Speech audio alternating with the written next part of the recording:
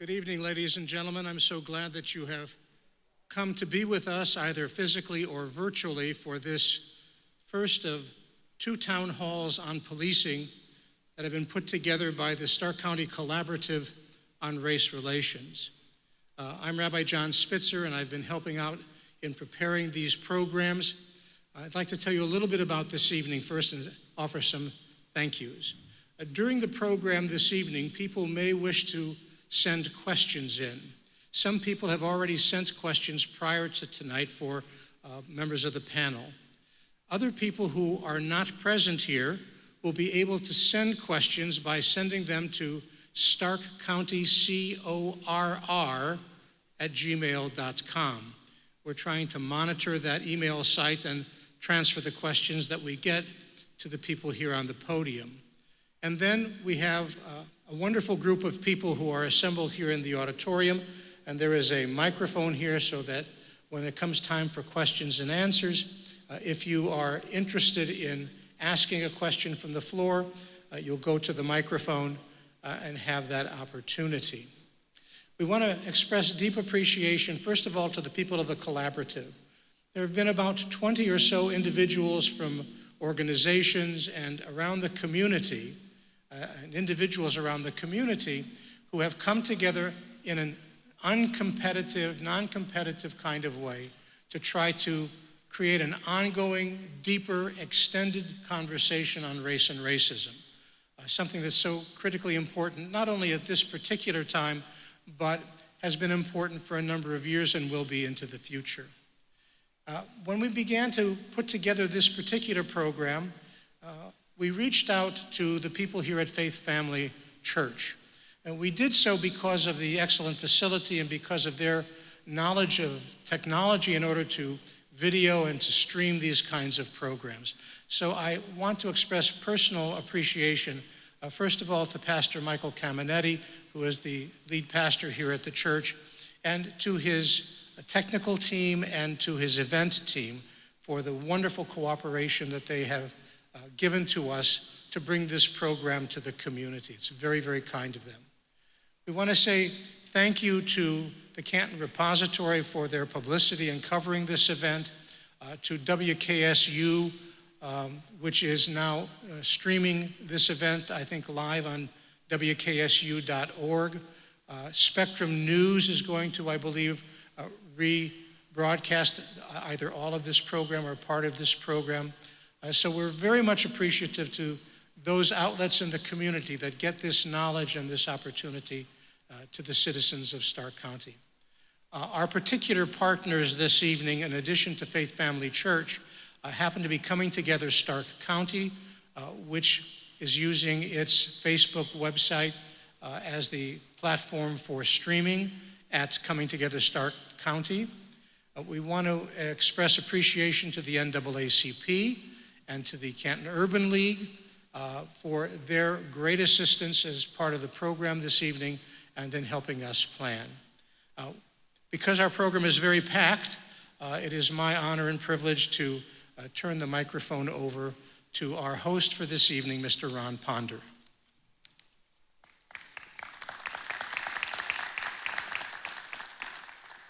Thank you, Rabbi, and thank you for being here, and thank you for watching on stream. Is there something different this time that's going on with the demonstrations and with the comments and whatnot? I think there is. I'm not quite sure what it is. I know there's some younger demonstrators who are involved, and there's some whiter demonstrators that's involved. But you know, when I first saw the video of George Floyd, I got pissed. How many times have other individuals been treated like that and there wasn't a video available to document it? And how many more times do we have to see that before we can begin to have a meaningful dialogue on what we're trying to do here? I'm trying to teach white folks and black folks that enough is enough, okay? And this is the first step that I'm personally taking to try to move beyond that. I want to see us do something positive. but I'm tired. That's why I'm so happy to see a lot of younger people who are coming on board, who are doing and demonstrating. And as long as it's peaceful and has a positive outcome, I'm all for that. I'm supportive of that. And I want to see more and more of that if that's what they want to do. That's what this country is actually set up to do. But this evening we're going to concentrate on the Canton City Police Department. Thursday night we're going to do this again, Thursday evening, and we'll have different departments in other parts of the county. The Sheriff's Department, Massillon, Jackson, and a couple of others who are North Canton who are going to be here. My first interaction with the City of Canton's police department came when I was a lot younger, back in the 80s, and I was president of the NAACP. And we sued the City of Canton because there was only 2 minorities in the whole safety forces. It was 2 in the police department and 1 as a firefighter. We sued them for $6 million. And we won that lawsuit. We settled out of court. And what that did was it established a consent decree that the City of Canton had to follow. It dictated the hiring process. For every 1 white person that was hired, an African American had to be hired. And that way we slowly brought the amount of African Americans up to reflect the composition of African Americans in the city. It's worked really good. And it worked so good, it was only set for 20 years. And after those 20 years, it was working so good that the mayor at that time and the city council at that time said, hey, we're not mandated under this consent decree, but we want to continue to do the same thing. It's been working. And so the city came up and the law department came up with another mechanism that stood the muster of the federal courts at that time and continued on with increasing the amount of minorities and females in the safety forces. Now, after all of that time, a lot of retirements have occurred. A lot of the minorities that were hired at that time are beginning to or have retired. So the city's going to be faced with the same thing again. But the difference is nobody has to sue them. They know what they have to do. They know what they want to do. I've often said that the city of Canton, and I see Sheriff George Meyer here, I have to talk about George too. They know what to do, and they're going to do it. That's what's so good about it. And so, after all of that, we're here now tonight. And the mayor of Canton is here. He's brought some of his executives with him. And I think it's important. One of the other things that I see differently in this go-round is now there are African-American mayors, there are African-American safety officials, safety directors, there's African-American chiefs of police. But we have to realize that just because they're African-American does not mean that they're automatically good at their job. So training is important. So tonight, we're going to talk about what Canton is doing and what they need to do. Now, they ain't perfect, and they'll be the first ones to tell you that. But they're trying to be perfect. Out of the 8 points that President Barack Obama suggested that police departments start to enact, City of Canton's already doing 7. But they know that when they reach 8, it's not going to be enough. So, as I introduce Mayor Tom Bernabei to you, I'll tell you this. Back when we were suing the city, back in the 80s, in federal court, there was a young attorney who was representing the city of Canton. He was out of the law department. And he came over to where me and Bruce Allison, who was one of the plaintiffs, he was a police officer at that time. In fact, Bruce eventually retired as the highest ranking African American at that time. But this young attorney came over, no malice in his attitude. He thanked us for being there. He chit-chatted with us for a while. Later on in his career, he became the law director, and then he became held 4 or 5 other positions in the county. And right now, he holds the title of the mayor of the city of Canton. So given that, I introduce to you Canton Mayor Tom Bernabei.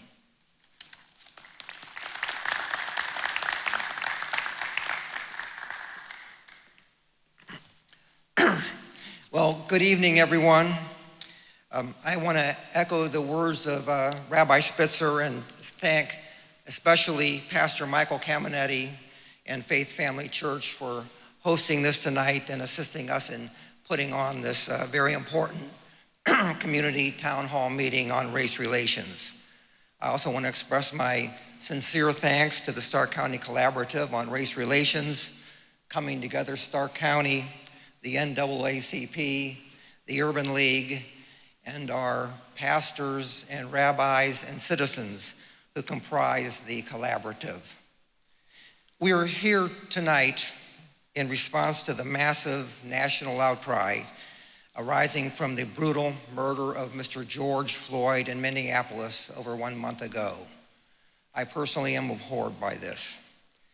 That outcry refocused scrutiny on the use of force practices and other policing procedures nationally. We are here tonight to discuss those practices and procedures. But very importantly, the focus cannot end there. It cannot end on policing alone.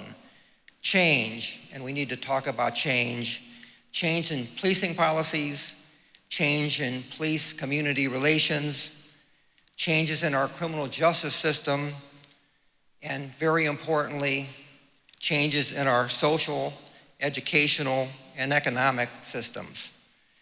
That is what ultimately needs to come out of this dialogue, or we will be doomed to repeat history again and again. Concerning policing, we in Canton believe that we have a professional and well-trained police department. We have adopted the highest standards in hiring, psychological screening, use of force policies, and disciplinary review. At the same time, we recognize that mistakes by police officers are made. The best policies and the best training regimens are not always followed. Policing can be very challenging, dangerous, and volatile. We recognize the need, and we are here to tell you that. We recognize the need to review our policies and procedures. We recognize the need for more training. We recognize the need to change. We recognize the need for better police community relationships. And we recognize a need for constant vigilance in how we conduct our policing. We're here tonight to discuss the Canton Police Department's practices and procedures so that you can better understand us and what we do. We're here tonight to listen to you. We're here tonight to answer your questions.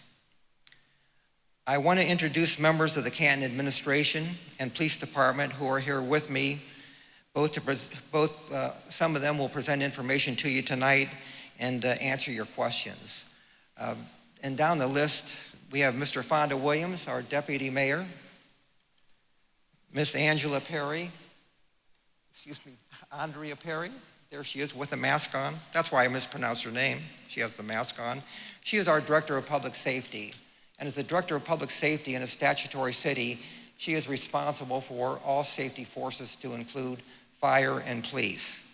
We have Law Director Kristen Bates Aylward. We have Chief of Police Jack Angelo, Captain from the police department, and the rest of these people are from our police department. We have Captain John Gabbard. We have Captain Lisa Brooker. Where is Lisa? She is over there on the side. Sergeant Craig Riley. Patrolman, and he is also our police union president, Bill Adams. And we have Patrolman Anthony Jackson. We have a lot of topics that we would like to talk to you about tonight, and I don't know whether there will be enough time to talk about them, and certainly not enough time to talk to you about them in depth. But we do want you to understand our hiring process and the role of psychological evaluations in that process, which is all critical. We want you to understand, very importantly, our use of force policies, the 8 can't wait standards. We want you to understand our disciplinary process, complaint process that you can initiate, internal affairs review. We have a community relations commission, and we want to discuss body cameras. We want you to understand and ask questions about the role of police unions and Kris, our law director, is here to answer questions on such issues as know your rights in demonstrations and protests, and how to make public records requests, because we receive a lot of those about the police department.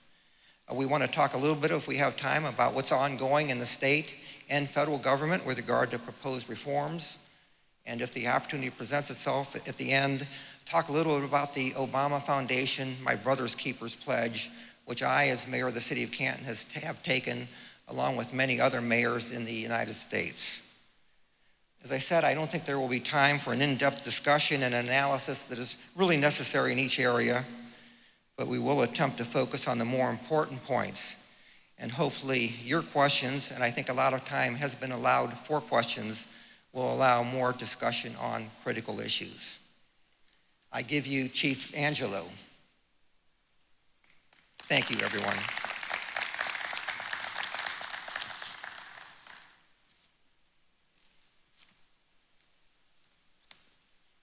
Thank you, Mayor. I'd like to start tonight with the 8 can't wait, because I'm sure you heard Ron say that Canton is now and has been doing 7 of those. And the 7 that we have done are exhaust all means before shooting, report all use of force incidents, chokeholds and strangleholds not permitted, require de-escalation, duty to intervene, and that is if you see an officer doing something that is not appropriate, another officer has a duty to intervene, shooting at moving vehicles, and require a warning before shooting, and that is one practical. You don't always have that luxury. And the one that we don't follow to the letter is the use of force continuum. We used to teach the use of force continuum until around 10 years ago. And it was found that officers were being hurt because officers in a stressful situation react how they're trained. So if we train you to always use your hands first, always use pepper spray second, always use a taser third, always use your asp fourth, officers were getting into a rhythm where no matter what that person was coming at them with, they felt they had to use their hands first. They had to use pepper spray. And if somebody's coming at you with a firearm, that just doesn't work for you.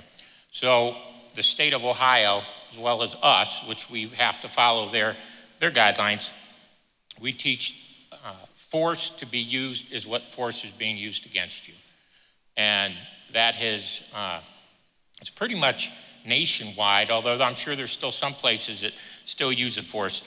And we've talked to OPATA, and we've talked to several, our policy company, and they're trying to formulate something that will satisfy this and still allow us to be safe. So that should be coming. But like I say, we have these. I'm not saying that we, in the past, we never used chokeholds, because most departments at one time that was just a common thing. I just think chokeholds are far too dangerous to use. Shooting at moving vehicles is just something you don't do. It's very, very clear. So that's that. Like I say, we don't have a lot of time, so I don't want to spend a lot of time on that. Next, I want to get into our recruitment and selection policy, and we have a policy on that. 2 years ago when I took over as chief, civil service did all of our recruiting. But you have to keep in mind, civil service recruits for the entire city.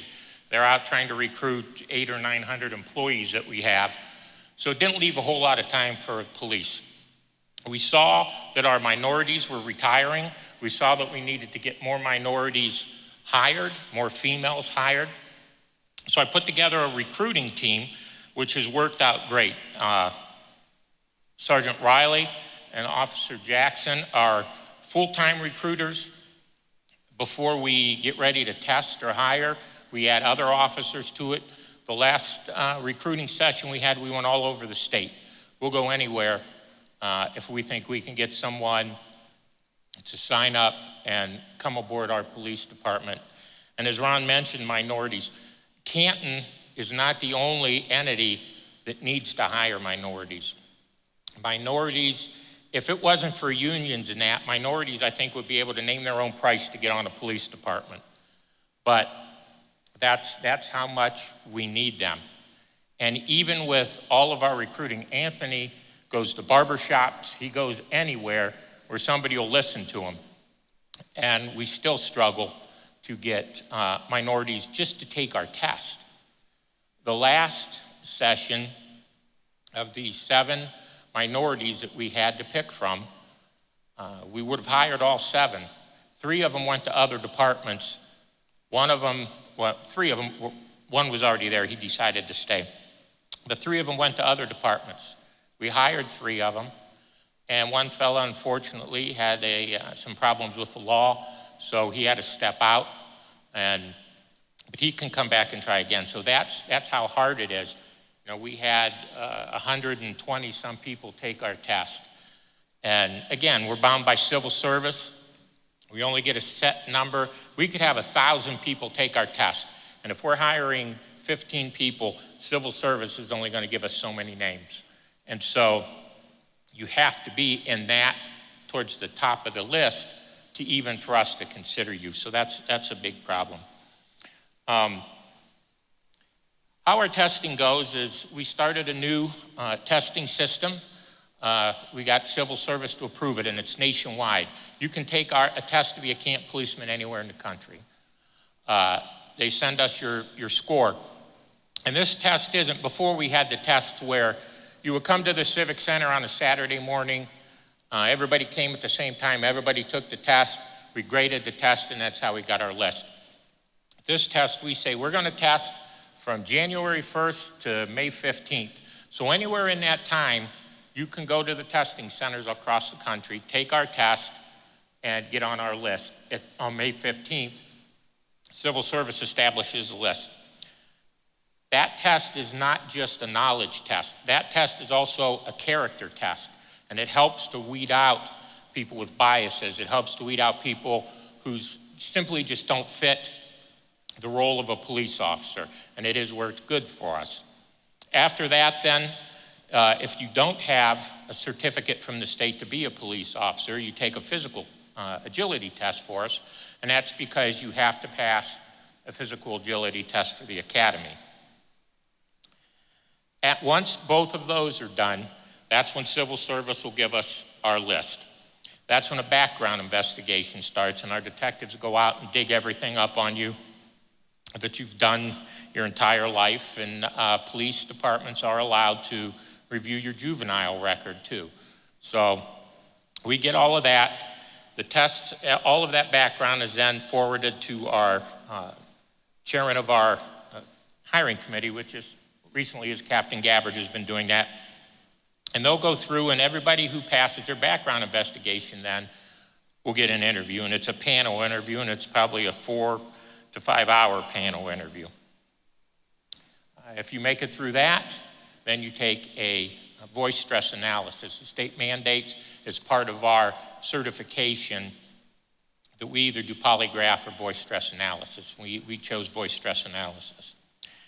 If you pass that, then a new piece we put in was an interview with me.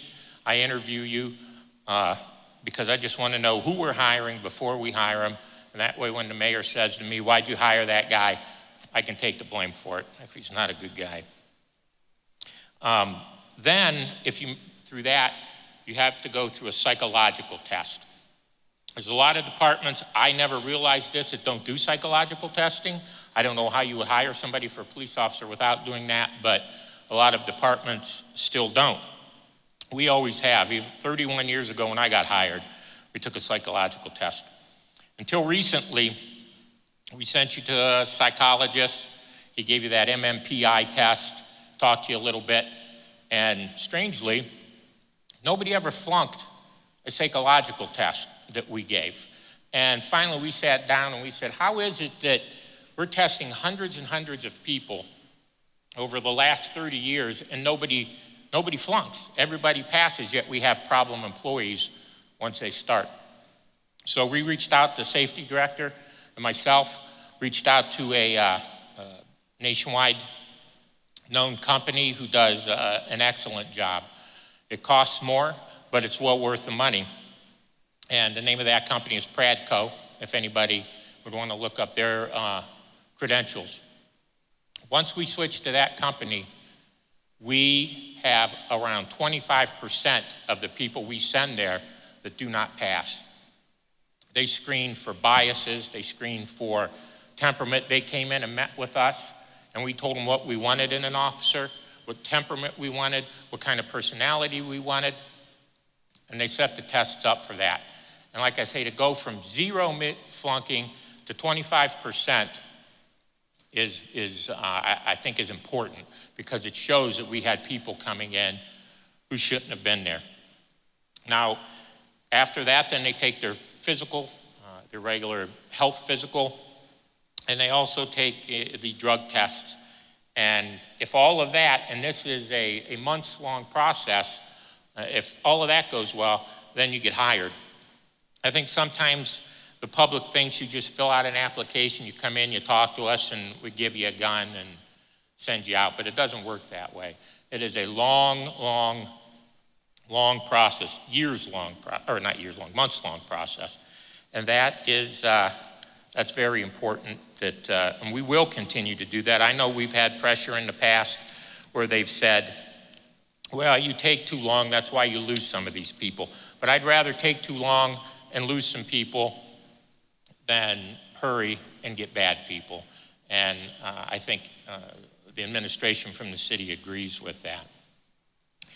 Now to quickly go over some of the things that the OPATA training that they receive, that the new officers receive at the training academy.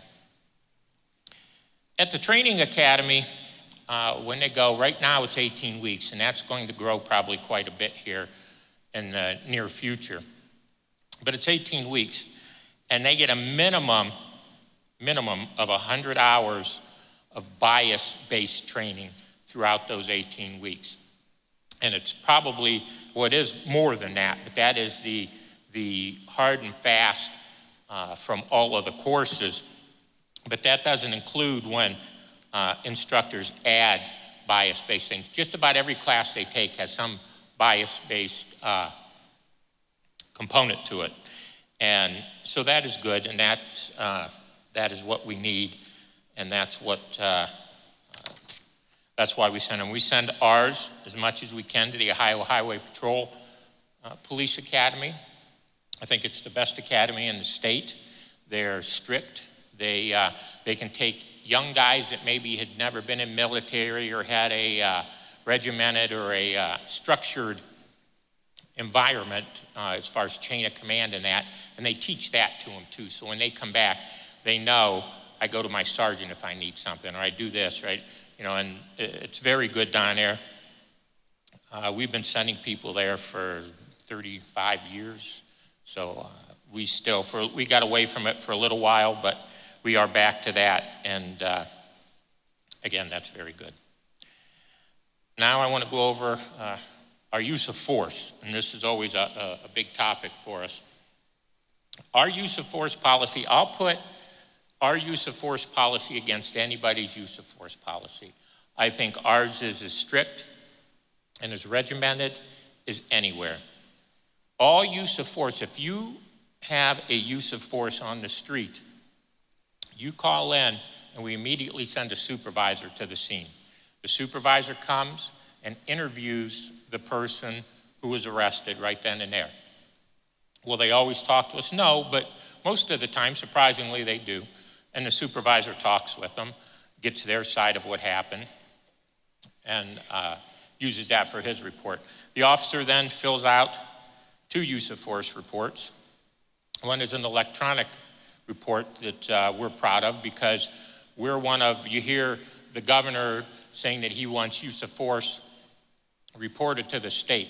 We're one of the probably 4 cities in the entire state, and we were the first city to report all of our use of force electronically to the Ohio Criminal Justice Service, and then they in turn send it to the Department of Justice.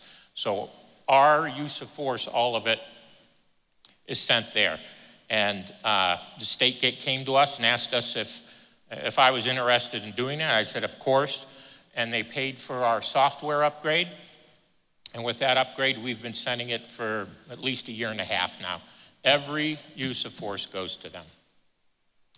We also then, so after the supervisor goes out, comes back to headquarters, the officer comes in, does his report, downloads his body camera, her body camera, and supervisor reviews that.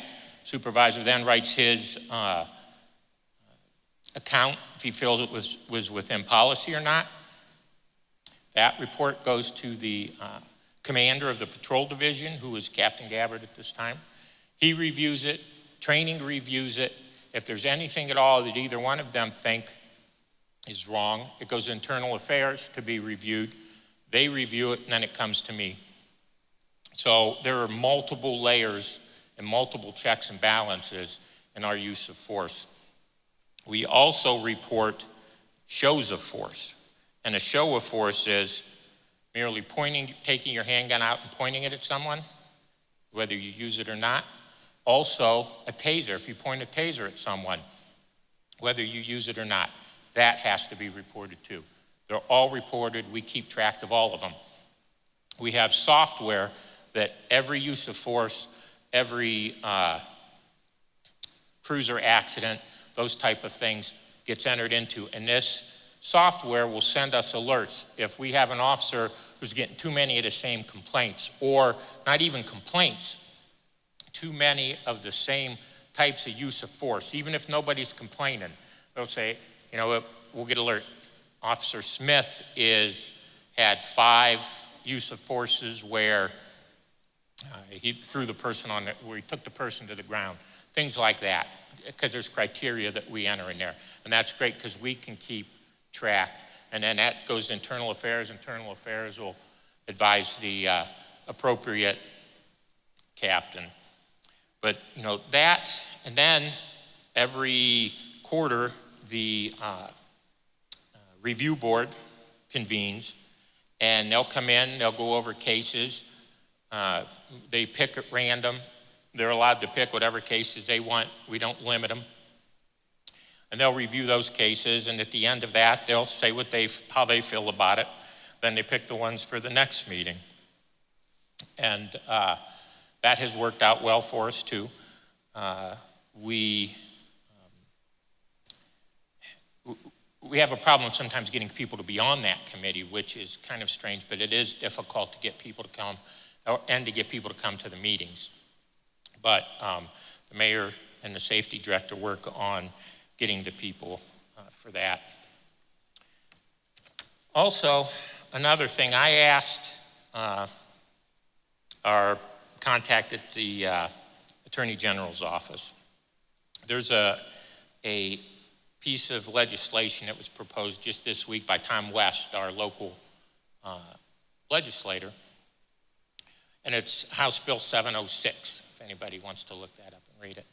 And basically what it has in it is criteria to mandate training. And it mandates implicit bias training, procedural justice training, mental health training, and de-escalation training. All of those we have been doing as long as I've been here. When I started in 1989, the first thing I did as a new officer was go to Kent Stark and have Ron Ponder teach us. I don't know what it was called back then. The names have changed so many times, but Ron taught the class to us. I still remember that, so he must have done a good job.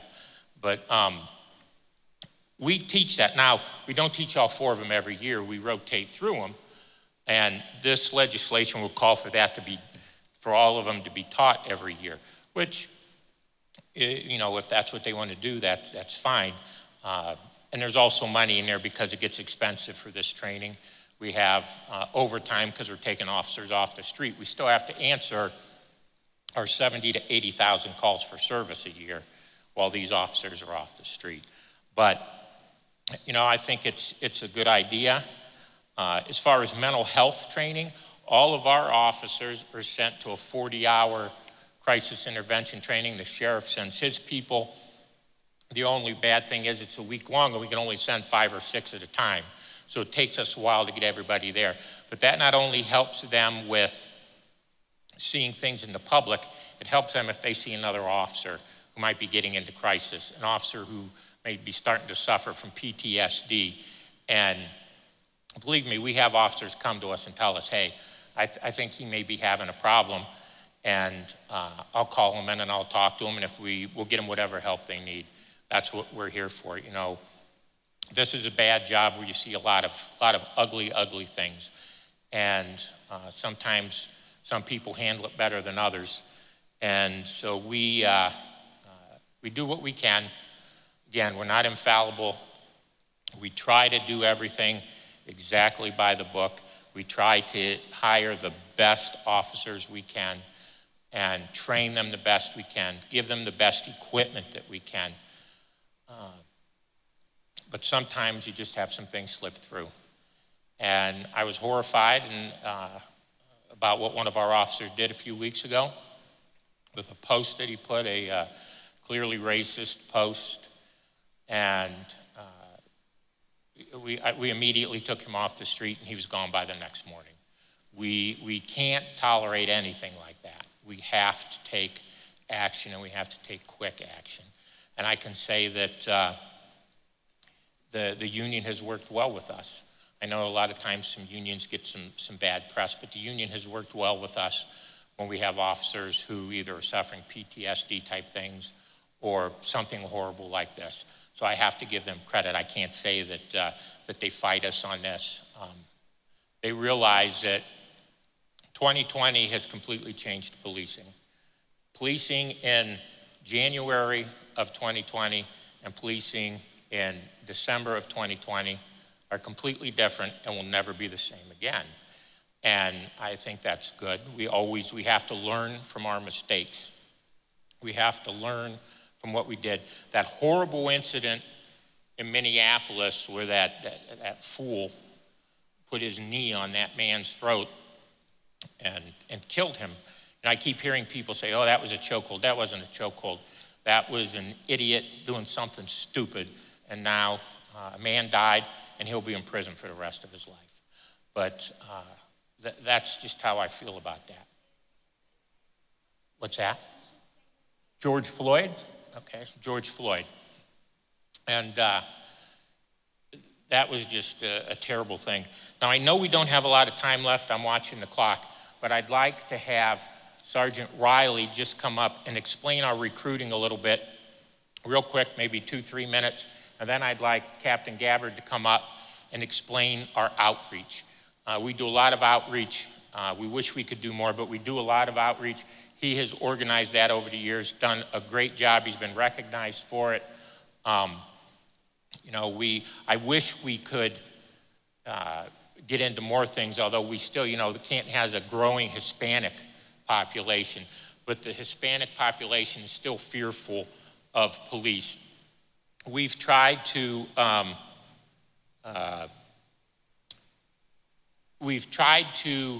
put an end, or how do I want to say it?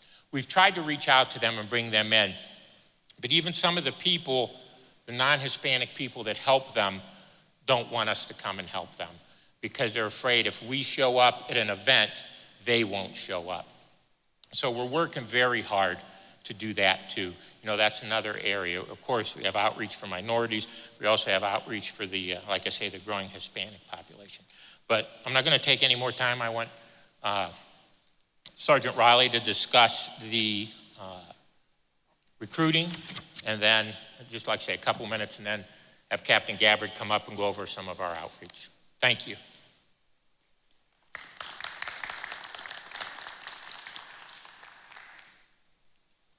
Thank you. Usually we spend thousands and thousands of dollars and then hundreds of man hours to go out and recruit, and this is a perfect forum. It's free for us, so I don't have to worry about budget constraints for recruiting. So I'm happy to come up here and brag about our police department. Chief Angelo has already covered most of the things that we do in our recruiting process, but how it all started was when the chief assigned me to head up a recruitment team. We got a team together, multicultural team, men and women, black and white, and we went up to Cleveland. And we all know the problems that Cleveland they've had over in the past, and they were under Department of Justice scrutiny. And Chief Angelo heard that they were doing some good things up there. So we went up there and we met with Sergeant Leone. I want to give credit where credit's due, and she's done a fantastic job in Cleveland and how they have remodeled the way that recruiting is done in today's times. And mind you, she's been doing this for a few years now. But when we went up there, she gave us several things to emphasize whenever we started recruiting. And she first said that, you guys need to get away from that old SWAT way of recruiting and promoting the police department and canines, and because we wanted good character people. We wanted character-based recruiting, and we didn't want, the macho guy from the poster, the old recruiting posters.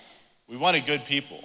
We felt that we could train someone how to be a police officer, but we needed them to have a good soul and good character to start with. So that's what we were looking for. And what she said was, and how to accomplish that, was we have all these things that we want and things, wish list. And she gave us a roadmap of how to accomplish that.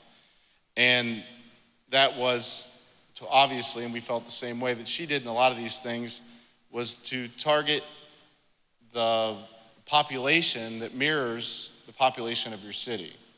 So we looked at the numbers and we saw that we were starting to fall off in minority recruits, minority officers, and even more so, female officers. We were way behind in having female officers on the job, which are great credit to police departments. I mean, my wife wants to talk about everything, all the time, so to get a female on the job, that's what they do. They naturally de-escalate situations. So we needed to step up our game and get females back into the fold with the police department. And we kind of started to focus that around where we went from. I'm sorry, I went into a wormhole there, but also to establish a social media presence separate from the police department. So the police department, they put out their bolos, be on the lookout for, and bulletins that are necessary for public safety. But we wanted to start our own social media program where it's a community-based social media where we could advertise what we're doing in the community and to get those people into show the people that potential recruits that we need good character-based people in our communities. So we started that. And I wish I had my PowerPoint for this whole thing because it's pretty cool. And we have Officer Sharp, who is a great asset to our police department, and he during his outreach with what he does. And Officer Jackson, I wish he was standing up here with me right now. I'm sure he had a lot to offer as well. But then the chief talked about the National Testing Network. Like he said, it's a character-based testing. And that was something that we didn't have before, and we were happy to, sign up for that. But it measures from team orientation to valuing diversity to critical thinking. That's just the test alone. That's the first phase. So we got into that. And it reached a broader pool of applicants that we could pick from. So that was, if somebody's in the military in Korea and they want to, take the test for the Canton Police Department and they want to become a police officer when they get out, they could sign up and take the test in Korea, and we could receive their score and start looking at them before they even got home. And before, it was on one date, you took that test and you had to be here to take it. There were 7 times, you had to come to the city 7 times before you could actually get hired as a police officer. Now, a lot of this stuff is done digitally, remotely, and it helps us out. And the other thing that I want to say, and I want to thank the city administration for, Mayor Bernabei, council, that the one thing that the hurdle that we had as recruiters is that we felt that we weren't competitive. We didn't have a competitive salary.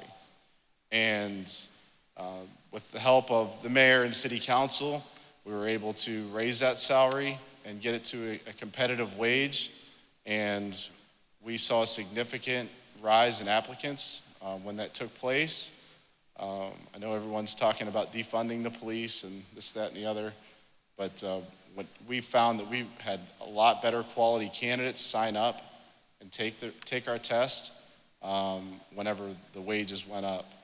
So that's about all I have. But yeah, thank you very much. And this is, we'll be testing again in November. This is my shameless plug, so it's make my job easier.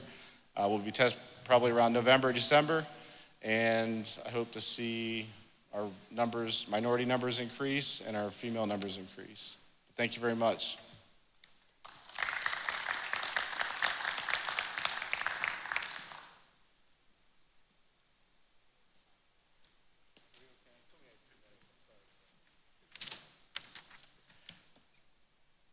Guys, I didn't prepare a speech, and I'll also say I think Sergeant Riley went a little long, but and that being said, I don't want to take time away from anybody else. The chief asked me to come out and talk about outreach, and I would like to do that, but in more of a general way. I think that most of you, if you've seen some of our recruiting, I think it's a great example of the type of outreach that we've been focused on. We know what is important. I think Mr. Ponder said it best. We know what's important. Do we always do the right thing? No. Do we always want to do the right thing? Yes, we do. Can we be questioned? Do we do something and then we're questioned and say, why did that happen? That's absolutely appropriate, and I don't always have the answer. I think a lot of what we talk about here would be, we hear a lot of great things about the Canton Police Department. All of their policies line up with what we are asking in the community and so forth. So why is it that bad things happen? Why is it if you went to different people in the community and asked their opinion of the Canton Police Department, you'd get many different answers? All the way from, I absolutely hate the police department, they don't serve me or my community, to I absolutely love the police department, they serve me 100%. Why is it that we have that? And I will tell you this, I don't have all those answers.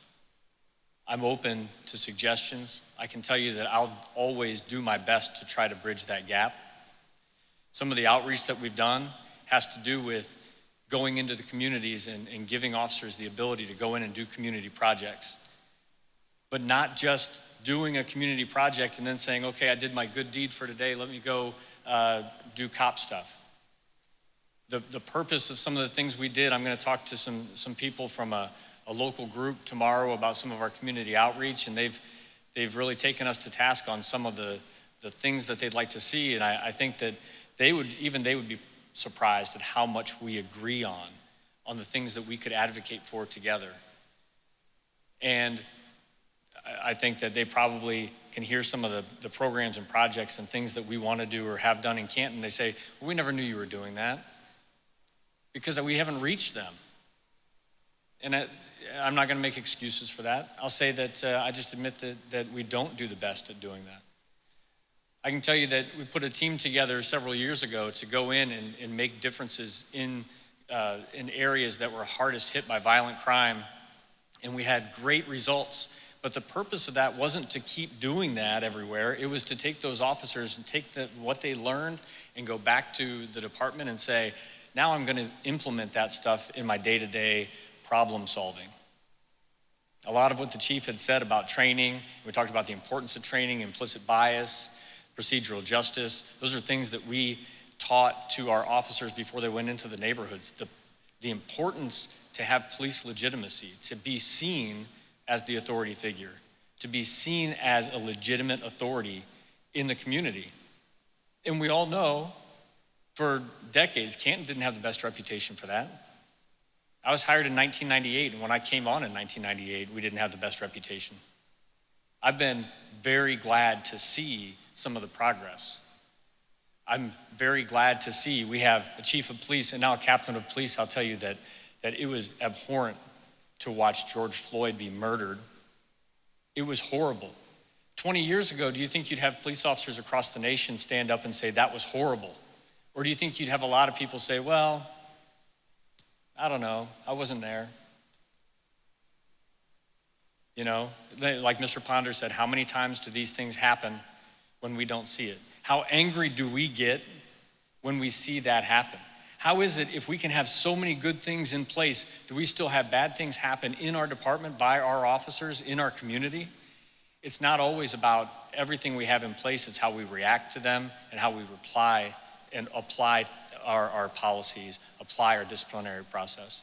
We're not always gonna agree on how that's been applied. We're not gonna agree always on our reaction to certain circumstances, but I'm willing to have the conversation. I'm willing to sit down with you and have that talk. I'm willing to show you anything that I've put into place that I believe in, that I think is important, that may or may not have worked. I can show you grants I didn't get. I can show you programs I thought would be a good idea that just didn't pan out. And there's many reasons for that. So instead of talking specifically about those things and patting ourselves on the back, in order to give everybody some time, I just want to say, because I'm very thankful we get to hold this forum in a house of worship, and I think that it's really important. And what I want to say to that end is that this difference that we see with each other is not what God had intended for us. The differences that we bring to this earth and the things that we do that we disagree with, that we treat each other poorly, that is by our own doing. That's not what God had intended for us. God intends for us all to be together, work together for one purpose.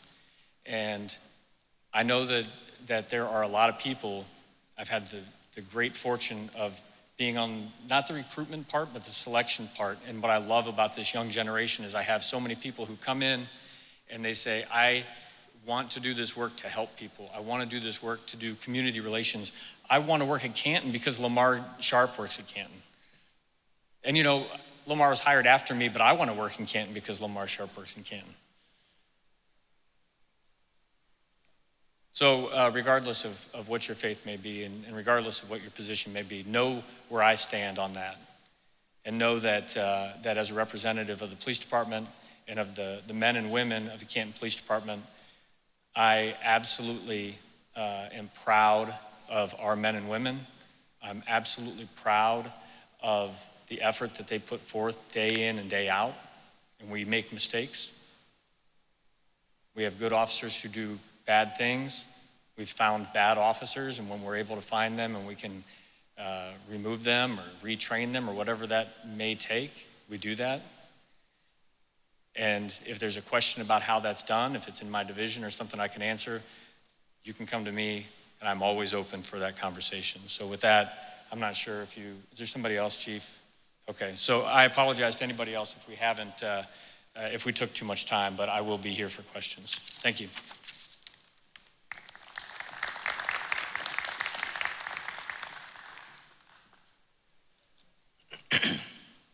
You know, keeping up with the news around the country, you see where one of the issues that's been brought to everybody's attention is the police union. I think I saw a headline in Minneapolis where the police union was doing this, or the police union was doing that. And they seem to be in conflict with what the chief and the city administration and other people thought should be happening. Now, keep in mind that a union president of any union has a fiduciary relationship or responsibility for the people that are in that union. They have to, by their role, support that individual until that individual, in the case of that individual, reaches a certain point. There's been situations in Canton where the police union seemed to be good for the police union and the individuals, but bad for the city. There'd be a terrible officer who everybody knew was terrible, but the union at that time would go to the mat for that particular officer. When I was deputy mayor years ago, fortunately, I was kind of over the police department as a semi-safety director at that time, and there was a black officer. He was a bad guy, a bad person. He was working as a security guard at a metropolitan housing apartment, and he got free rent if he would control the tenants in that particular development. And he was like a bully. He ran roughshod over the poor people that were living in that area. He even beat up his girlfriend in the hallway of the police department. And we went through the process, the disciplinary process.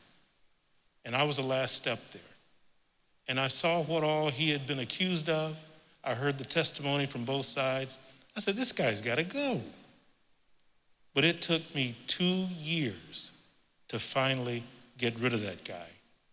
And at that time, Mrs. Elizabeth Bennett was president of the NAACP, and I still got teeth marks in my rear end from her protecting this guy. We sent him to Michigan, where there was a psychologist up there who specialized in police issues. And he wrote me back and he said, why are you picking on this poor guy? He's a good person. And then a month after he came back, he did something else dumb. And that's the only way that I was able to get rid of this guy. But keep in mind that the role of the union and the president is to protect this guy and make sure that his or her rights are observed through the process. And that's good, whether you're a police union or any union. I think that's good. But there's a point to which the union has to say, hey, this guy's bad. We're not going to go any further with him. Now, this next person I'm going to ask to come up, Bill Adams. He's president of the police union. Now, there's two unions, if I'm not mistaken, that represent the police department. There's the FOP that represents the officers, the higher ranking officers, and then the CPPA, the Canton Police Patrolmen's Association, which represents the rank and file police officers. I've known Bill Adams as president of the CPPA for quite a while. Bill stands his ground. He does what he thinks is right. And he protects his union members when he thinks they're right. But when he thinks they're not right, then he lets them know that. But what does it look like to be a patrol officer in Canton? So we asked Bill Adams to be here to answer a couple of questions. One, what is qualified immunity? That's a big thing in the states these days. And also, what's it like being a patrol officer through his eyes, through a patrolman's eyes on the streets in Canton? So as I bring Bill Adams up, let me remind you that we're still taking questions. We're going to be getting to the next 10 or 15 minutes. We're going to go to the questions. So if you're watching as we stream and you have questions, you can email your questions in, and those of you here in the audience can ask questions as well. But let me bring forward Mr. Bill Adams, president of the CPPA.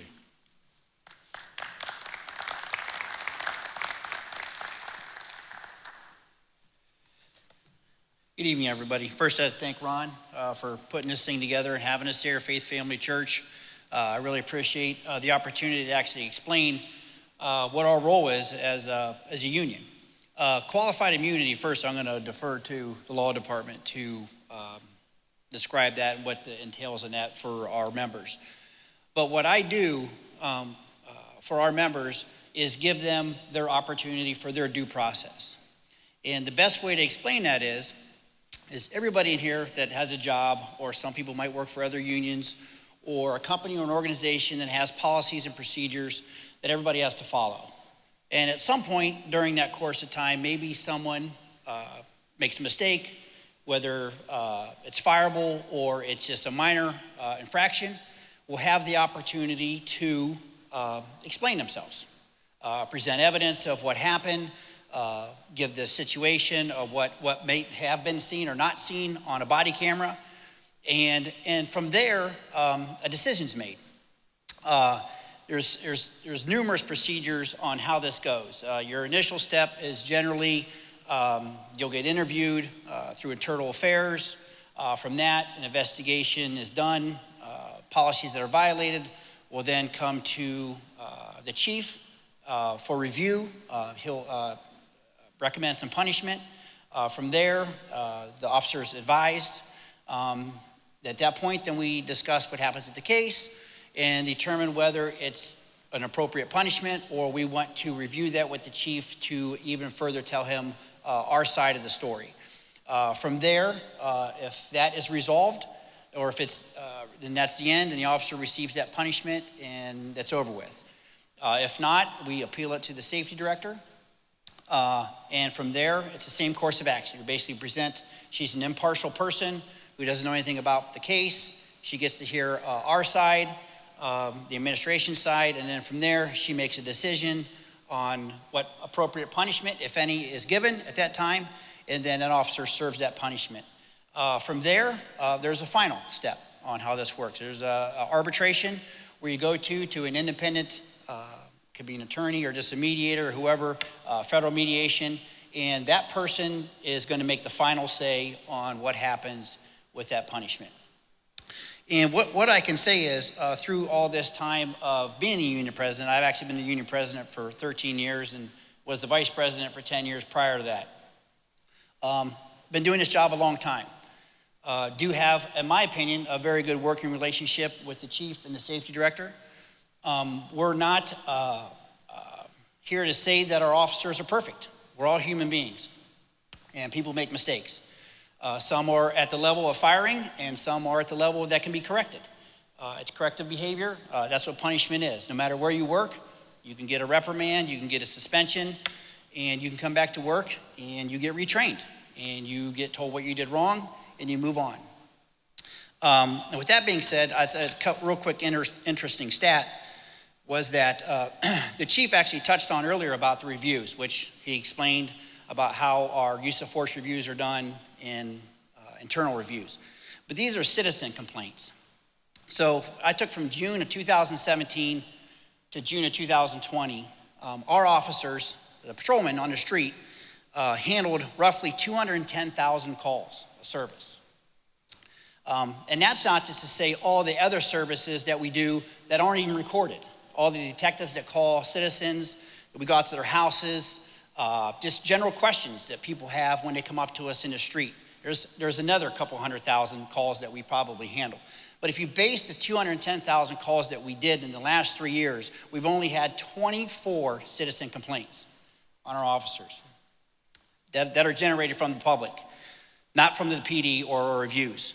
Of those 24 complaints, it involved 37 officers that were in those complaints.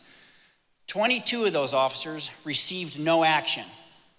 There was no discipline rendered on those officers. There was 2 letters of counseling, 4 letters of training, 1 letter of remedial training, 1 letter of reprimand, 4 suspensions, 1 resignation, and 2 are waiting discipline right now. If you divide that in the amount of calls that we handle, that's 0.0001% of complaints on the amount of calls that we handle. To me, that's astonishing. And that just goes to show, really, the leadership of the police department and how well we're trained on how to handle situations. But at the end of the day, we're going to make mistakes. We're not saying that we don't accept our punishment, because we do. I can also stand up here and say, in all those years that I've been the president, I've taken 1 case to arbitration. That's it. Everything else has been handled at the level within the police department. I've worked with our chief and safety director to render and get rid of officers that should not be here. 2 just resigned within the last month, and that was in conjunction with the union advising them of what they should do. Now, the question of resignation, which if it doesn't come up, I'll address that quickly, is that anybody can resign. I don't care wherever you work, you can quit tomorrow. You can resign tomorrow. It's no different here. A guy can resign 5 minutes before he gets fired. You know, it's just the way it is. It's not a protection mechanism.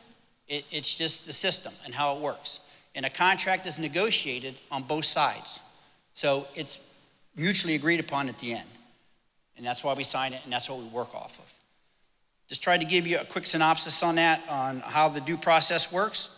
It's no different than if somebody goes out on a call and somebody points at you and says, this woman assaulted me. Well, I should just take her word and go up and arrest her. You know what I'm saying? But there's an investigation, there's due process. You get your time in court. And that's all we get. It's the same thing. And that's how we operate. So with that, I know we're going to turn over to questions or...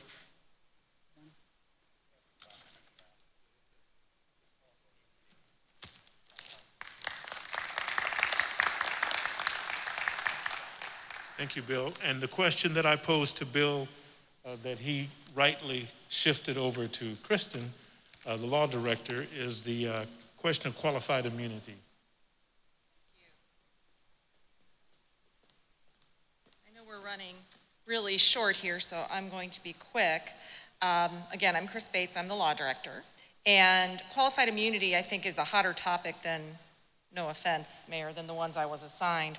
So I think qualified immunity has been talked about a lot, and there's some misunderstanding, so I'm going to talk about what it is and what it isn't. Under federal law, and in 1982, the U.S. Supreme Court provided a standard called qualified immunity. It's not just for police officers, by the way. It's for firemen, it's for public employees of all kinds, okay? So understand, it protects the fireman when he's driving quickly to a fire call and he gets into an accident. It protects other public servants who could make a mistake. And the defense is not from criminal charges ever. Qualified immunity has nothing to do with criminal charges. If you've done something criminal, you're getting charged. There's no such thing as qualified immunity. Qualified immunity is a defense from money damages in a civil lawsuit against a government official, again, including police officers.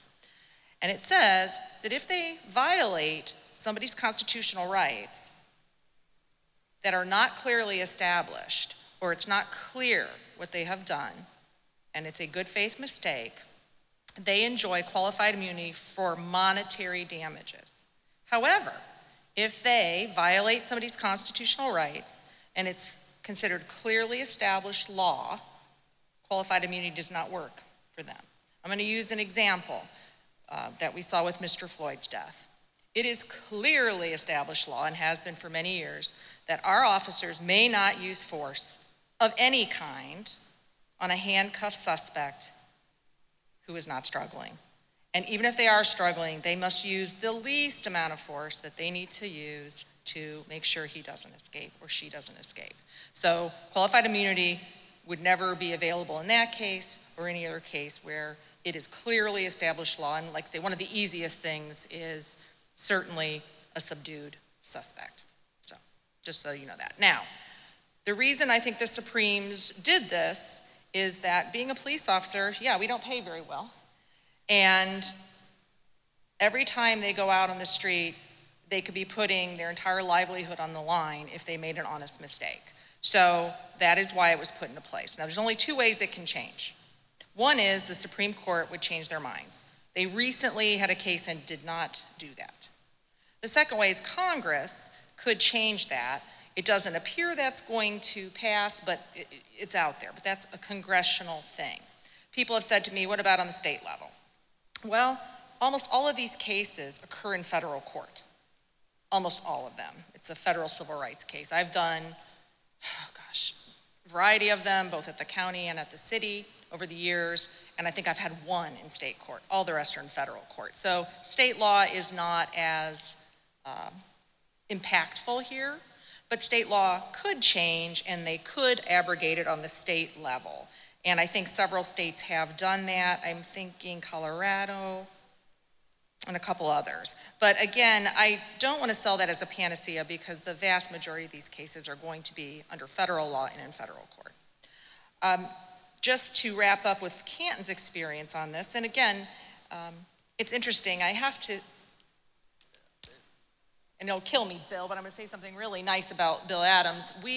Before I became the law director, I was our labor attorney. And Bill and I battled because one of the things I would do is negotiate their contracts on behalf of the city, and I would also engage in the disciplinary process. And so we definitely had to agree to disagree on certain occasions, but he was always fair, he was always honest with me, and we tried to resolve it in everyone's best interest, including, of course, the citizens and the safety of his other officers that he represents.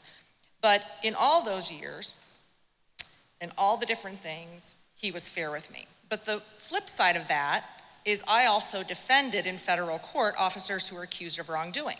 Now, the only ones I'm defending are the ones that we didn't think did anything wrong, because obviously we would sanction or terminate the ones that did something wrong. So we would defend the ones that we felt did not do anything wrong. And in all those cases, we had one qualified immunity case in the last 14 years, and it didn't work.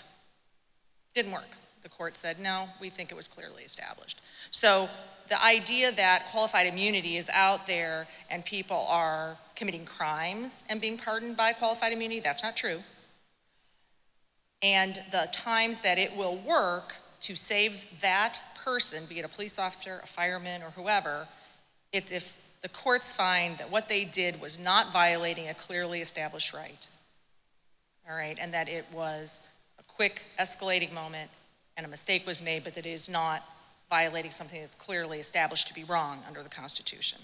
So that's qualified immunity. So I just wanted to cover that real quickly for Bill so that you can understand kind of what it is it isn't. My topics that we were given, I'll just really briefly talk about. I think you guys know a lot probably about it. One was demonstrations and their rights. I would just tell you, go to the ACLU's website. They have a fantastic point by point of what you can do, what you can't, what resources there are out there. It's terrific, I think, well written. That would be what I would do. And in Canton, the only time, as long as you are obeying all laws, and just because where did I put this? Just so you guys know, I just have to always show this. When I got out of law school, a really wonderful friend of mine who was an older lawyer gave me this. It's a copy of the Constitution from 1986. And he always said, why don't you read that, Kris, because it's going to be really helpful. People a lot of times don't read it. So one of the things it talks about in the First Amendment with our freedom of speech and our freedom is the people may peaceably assemble and they may petition the government for a redress of grievances. I think that's really a beautiful thing. But peaceably assemble has been interpreted by the courts. You must obey the laws. So that's a given. You must obey the laws. But if you are obeying the laws and you are not violating anything, if you're on a sidewalk or you're peacefully picketing or demonstrating, you are allowed to do that without interference. In Canton, if there are going to be large things, and we've talked to some of the protesters about this, and we're going to be in public streets, they are held to the same standards any other festival. I don't care if it's Joy Fest, I don't care what festival it is, you have to get a permit so we can block off the streets so that people will not be in danger. So that's the demonstration part of what I was asked to talk about. The other part, which I won't get into a whole lot, is the public records. The public records law started out, and I remember when they passed it because I am old, 14943. It was a little paragraph that said, records by public offices are public, right? And there was like a page of exceptions, medical records, a few things like that. Currently, there are 8 or 9 single-spaced pages of exceptions currently, and I say that because tomorrow there could be more. And those are because it's not as simple as what you think. It just isn't. There's social security numbers, there's people's medical records, and there are a legion of other things. So it isn't quite as simple as everyone might think it is, and my office deals with literally thousands of requests a year. And those are only the ones that are a little strange. The clear ones are handled by the departments on their own, probably in the tens of thousands a year. Things that are extremely simple. So in the context of police records, I think that the most important things to note are police, fire, safety personnel for quite a long time, their home addresses, their family information, contact information is private. I don't think it takes a whole lot to figure out why that is, because sometimes because of their job, people might want to hurt them. And I'm gonna tell you a very quick story, and it's the truth. When I first became a prosecutor, prosecutors' information was not protected like that, just police. And there also was no way for us, which we can now remove our information from the auditor's website and the Board of Elections, which we all can do now, but we couldn't then. And I was prosecuting a murder case on a gang-related killing, and I got a call at my house. I wasn't there, unfortunately. My mother was babysitting my newborn son, and it was the sheriff's department at that time saying, "Is Kris home?" "No." "There are people shooting up the witnesses' houses, and we are afraid that they have her address." And my mother was hysterical, and actually, she told this story. She went in, got my kid by he was in his playpen and drug it, and then took him in the basement because she was so scared. We didn't have cell phones back then. And they were afraid that they had gotten my address. So these are the things that evolved into all of these items that are no longer public record. The other thing, so personal information is not. The other big one, and this is for everyone, not just police officers, is what we call the uncharged suspect exception. It's extremely important. If somebody called up and said, "Kris Bates just stole stuff out of the Walmart," and they accused me of that, there would be an investigation.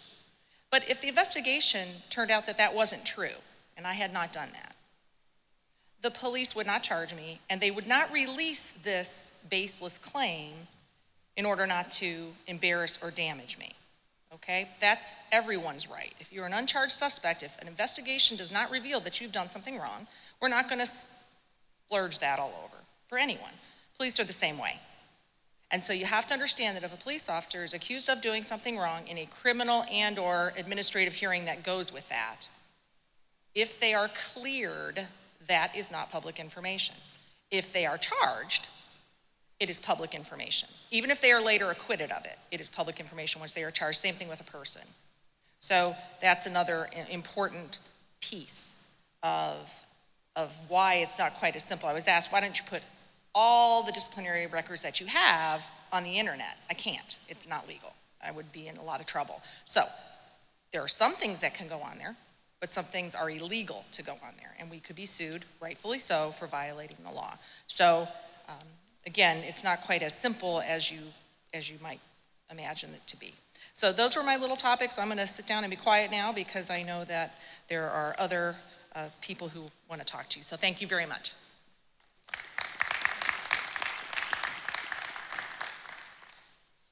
We are running behind, and there are several people in our committee who insisted that we save enough time for questions, and we do have at least 30 minutes, maybe a little bit longer, that we can scrounge to find to answer some questions. But a couple of people I want to recognize that are here.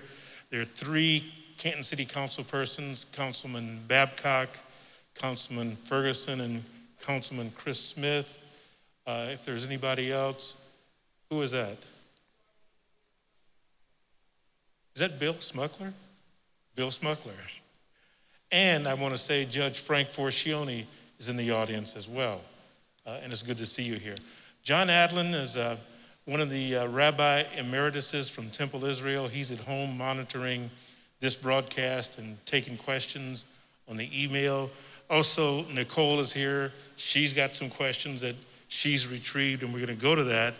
I want to say that somebody mentioned House Bill 706 that State Representative Tom West is working on. Tom texted me before I came and said that he wanted to be here, but he's in Columbus.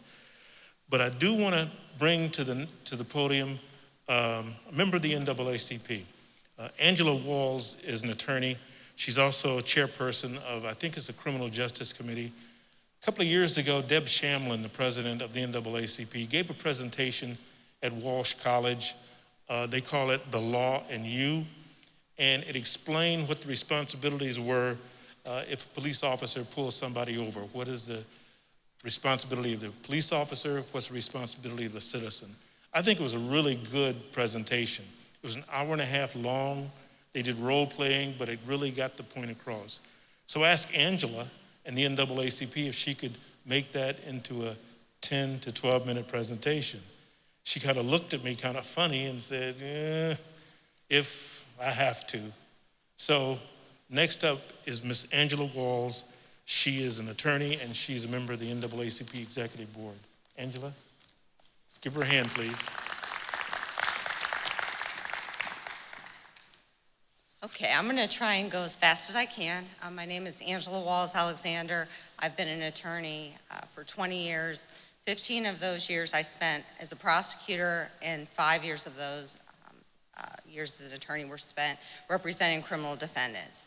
I've been on the Criminal Justice Committee of the NAACP for 5 years and served as first vice president prior to having to step aside while I'm running for office. So what I want to talk about is we're glad that the Canton Police Department is collaborating with us in our efforts to educate the community on what we can do to make our community safer and better. We have presented the program, The Law on You. It's a lengthy program. I can't cover it in 10 minutes. But to youth in Canton and to our community, and what the program is it's trying to explain some of the issues that occur when we interact with law enforcement. And the first thing that I want to say, and this is really important, is that if you feel that an officer has been offensive or has violated your civil rights, or you feel that that officer is acting in a racist way, then the street, when they're talking with you or being in your car when you're pulled over, that's not the time to argue that right. Our advice to you is that you ask the officer for their name, that you wait until the encounter is ended, and then you document the encounter, document the officer's name and the conduct, and make a report the very next day to the police department. And that's the advice that's been given to us from the police department, is they want those complaints if you experience, if you have a situation with an officer that has been offensive and inappropriate. So that's the first part that I want everyone to know. And now I'm just going to go briefly over the 4 areas that we do cover when we present the law on you to the community. The first area are stops on the street, or what's commonly referred to as the Terry stop. And our advice, this is not legal advice, this is just our guidelines for how to interact with law enforcement should you encounter them. You may ask the officer, why am I being stopped? That's a perfectly legitimate question. Try and be calm and control your emotions. You do have to answer all questions regarding your identity. There's a lot of confusion with that, so you want to go ahead and answer those questions, but you also have a right not to make a statement that is incriminating. So you have that Fifth Amendment right to not make incriminating statements. Do not walk away. Do not run away. Those are very dangerous situations. And do not resist a search. Once again, that's not the time that you're going to challenge your constitutional rights. The second area are vehicle stops, and our suggestions for how to handle it. If you're pulled over by law enforcement, pull over safely in a well-lit area if possible. Stay seated behind the wheel of your car. Do not reach into your glove box. I know it was common years prior to go to your glove box for your insurance and registration information. Do not do that. Keep your hands on the wheel and wait for the officer to give you instructions on what you should do next. And it's okay to ask for permission. Officer, may I retrieve my license out of my pocket? And one thing that is common right now is everyone wants to reach for their cell phone if they feel that there's an encounter with the police that is not appropriate. Do not do that. What we can tell you as far as the Canton Police Department, and that's who we're talking about today, is that all officers have body-worn camera, and they're required to keep that on when they're interacting with the public. So there will be a documentation of the incident, but reaching for your cell phone to record it could result in a very dangerous situation. So that would be for the vehicle stops. And do not exit your vehicle to explain why you were speeding or explain why whatever you're being stopped for. Stay in your vehicle until you're given instructions to get out. That is the best way to keep yourself safe and to keep our officers safe. Third is search of a vehicle. Once again, a search of your vehicle is not, on the street when they're searching your vehicle, is not the time to debate it with the officer. You have a right to fight that search, but there is not the time to do it.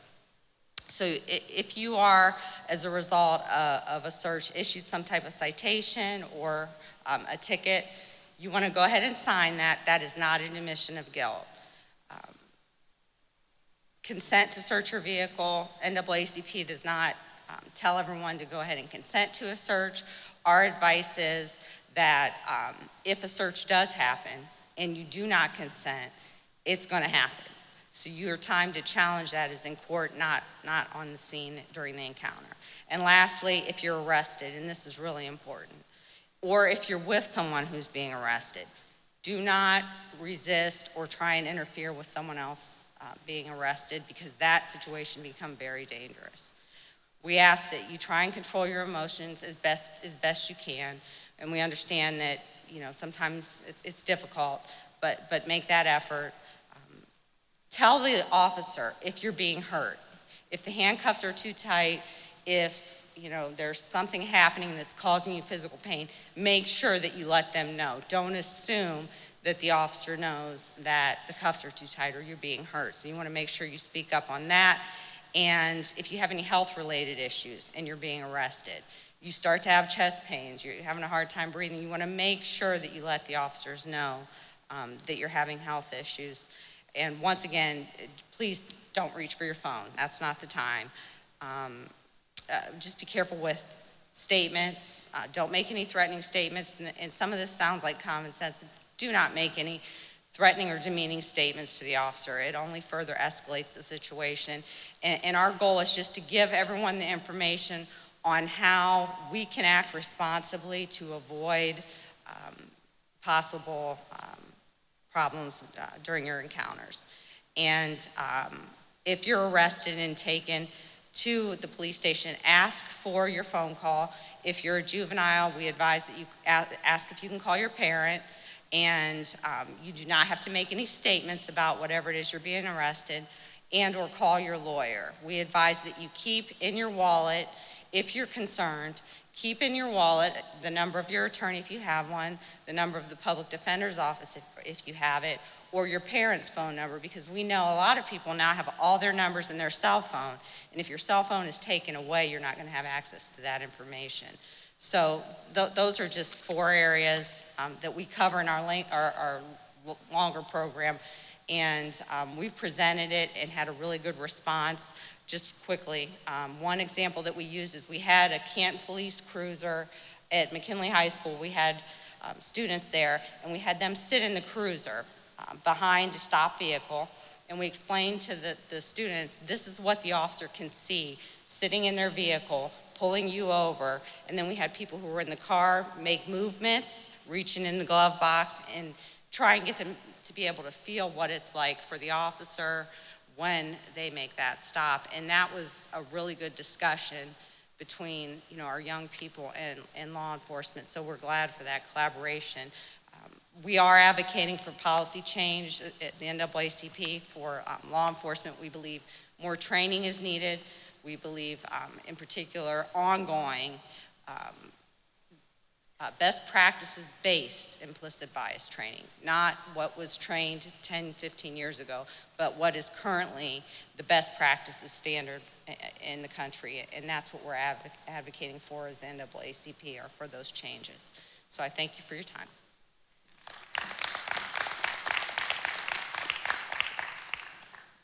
Thank you, Angie. And I will say that Willis Gordon is here as well. He's representing the NAACP. And Deb Shamlin is the president of the NAACP.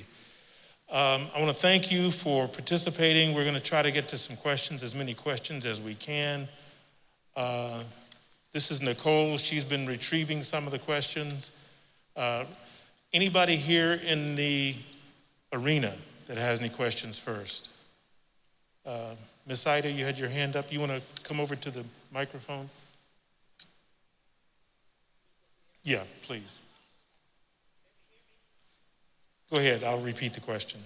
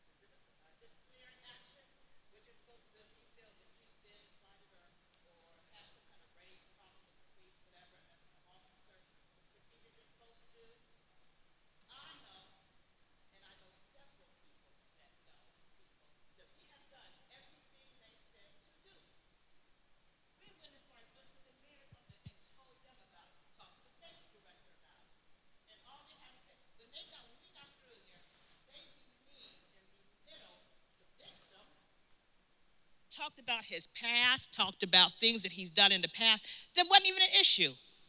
But they never brought up that police officers, things he's done, his domestic violences, how many people in the community has made all types of accusations about the way he polices our community.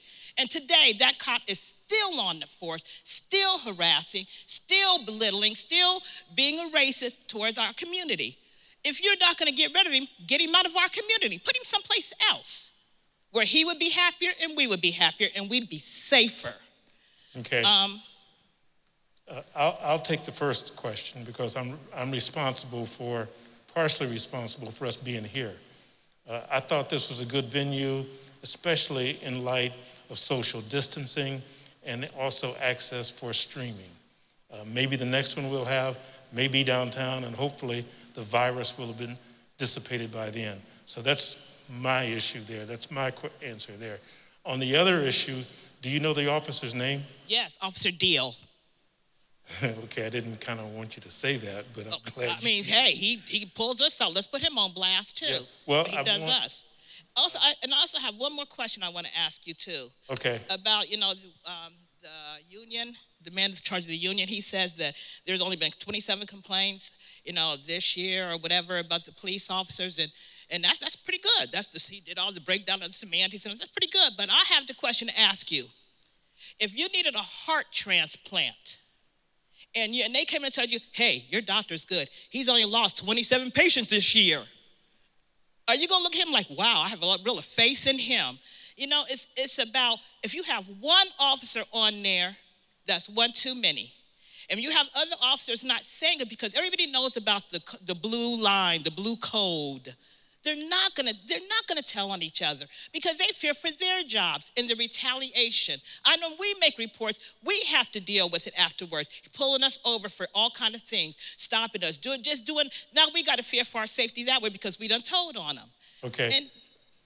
Yeah, I'm going to try to save some time for the other questions. I'm not sure who you talked to in the department about that particular officer, but why don't we get an answer for you from...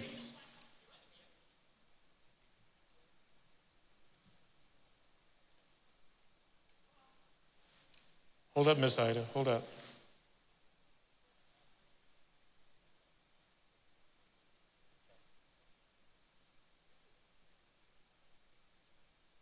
You want to answer that? All right. At the director said at that time, the prior police chief, I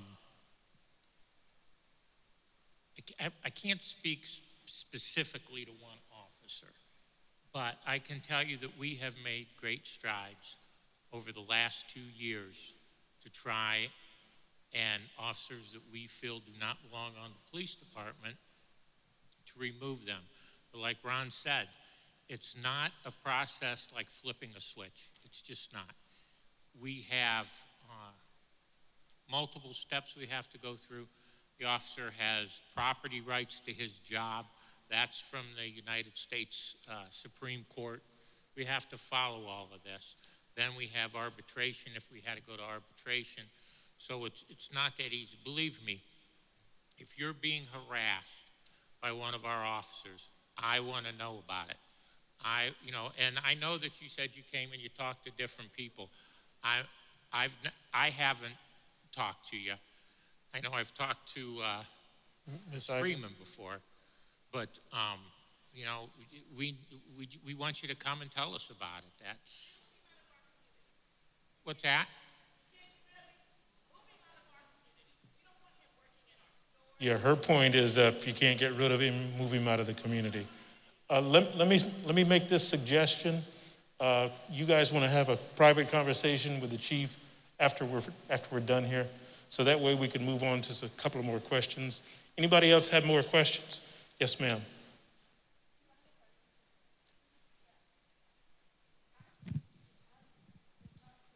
Can somebody get Miss Ida a microphone?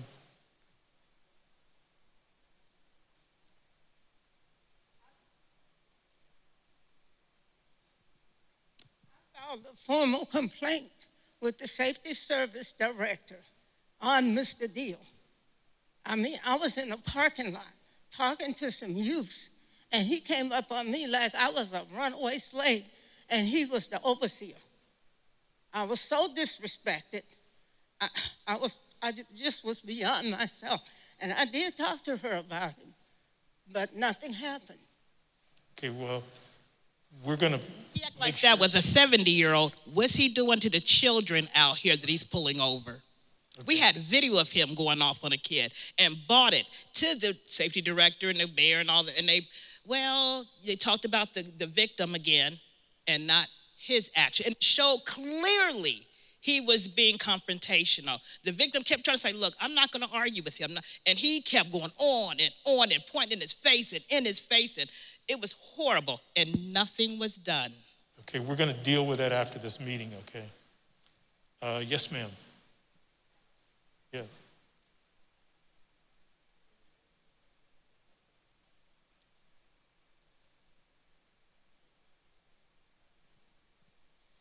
Hi, so I'm specifically interested in this 8 Can't Wait campaign that Mayor Bernabei has endorsed, and that everyone has come up here and said that the Canton Police Department follows 7 out of 8 of those policies. Have you guys read the policy manual? Because I recently got it, and me and my lawyer and some of my team members, we spent all night reading it, right? And so we actually came up with this document that compares the 8 Can't Wait policies and the Canton Police Department's policies on those issues. And the Canton Police Department fails every single one of those policies. And I would be happy to give this to anyone who wants it. And it's also on our Facebook or our Twitter, our Instagram, like the Ohio Community Coalition, it's all over there. But they fail literally every single one of these policies. So it's really disrespectful that you're getting up here and telling the public that you follow 7 out of 8 of them, because if you've read the policy manual and actually cross-applied it, you would see that you didn't. On that note, if Mayor Bernabei is going to endorse it, I'm wondering if you're planning on making any changes to these policies to actually follow these guidelines that is nationally recognized as kind of the gold standard right now. So that's my question. Well, we'll get an answer from the mayor. This is on. I would welcome you giving me that document, and I will, as with everything, I will look at it very, very closely and I will respond to you, and we will also discuss it with the safety director, with the chief of police, and with other members of the department that are involved in training, use of force, and so forth, because we are making a commitment to live up to these standards, and I will read them, and I will get back to you. You good with that? After we're done, you can come up and give it to him. Any other questions here? Hold on, Nicole. Oh, okay. Yes, sir. Yeah.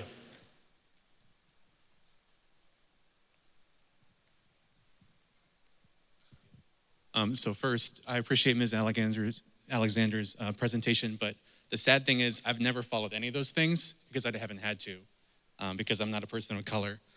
So that's an issue in and of itself. But I did want to mention something that I did some research in, because my ears pricked up real quick when I heard the number discrepancy with the civil service test. So just a really quick Google search showed me some analysis of this test. When cognitive ability tests are used in recruitment decisions, differences in test scores between minority and majority groups invariably lead to lower job selection rates for minority groups. So I guess my question is the particular civil service test that we're incorporating state mandated, federal mandated? How do we address the issues and the racial bias found in those tests? Well, I'll let, Kris may have something to add to this. We're mandated to give a test. Okay, that's the state civil service law. We give a test. And when I say those numbers, we know how many people take the test, we know how many people pass the test, and we know how many people fail the test. We're not getting minorities to take the test. It's not that they're not passing the test, they're not taking the test. That's where we're having an issue, is to get the people to take the test, okay? And that's why we have people out recruiting, so that we can get people to take the test. And it's not just us. You can, look to Cleveland, to Akron, to Columbus. It's getting people. People don't want this career. It's not a popular career right now. So we're just not getting people to take it. Now, as far as the law goes and what's on the test, this isn't a general knowledge test. It's not anything like that. Part of it is a video that you watch and you answer questions, and Sergeant Riley knows more about that. Then there's a reading and writing. Everybody does fine on the reading and writing part of the test. That's not the issue. It's the character part where we seem to have the problems, where people seem to not get a high enough score there. But again, it's getting the people to take the test. That's our big issue. Let me say this too, that when I was involved with that, it was a big thing for me to have Case Western Reserve verify the cultural biasness of that particular test. Because a lot of times you don't know, if you're an African American, some of the topics or some of the terms. So we spent a lot of money to have them verify that there were no culturally biased issues in the test that we bought from them. But I understand your point. Are you satisfied with that answer? Okay. Any other questions? Ron, I want to say something real quick to Miss Ida. Yes. Miss Ida, anytime you call me, I call you back. Anytime you need something, I get you an answer. I remember you coming to see me. I remember when that transpired. I've been the safety director since 2013, and you've called me on many, many things. I do recall that incident. A lot of times when a discipline takes place, I will tell you it's going to be addressed, and it will be addressed. But as far as what the exact discipline transpired, I don't call back to the individual to state or discuss. There's certain things that I cannot discuss. What I will say to you is that if you want me to look into that and find out what exactly happened, because that was many years ago, I will do that. But there's never a time when you've called me or you've needed something from me that I've been unresponsive to you. So I just wanted to clarify that, because I take what I do seriously. And when someone comes to me for something, I make certain that I do it. So I will get you an answer and tell you exactly what transpired, as long as the law department tells me that I can. Okay. Yes, ma'am. We're coming, Nicole. Okay. No, you're good.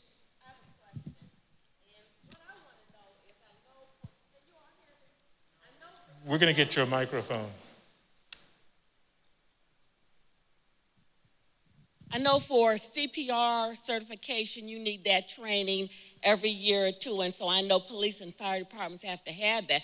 But I hear you talking that in the beginning, when people are hired, they have training, mental health training, bias training, training about different justice. Now, nurses and doctors, we have to do CEUs to keep our license. I don't know what you guys do on a regular basis, and I'm just hoping that you have those trainings more than once when people are hired in, because I think one person over here said things change and people need to be reminded.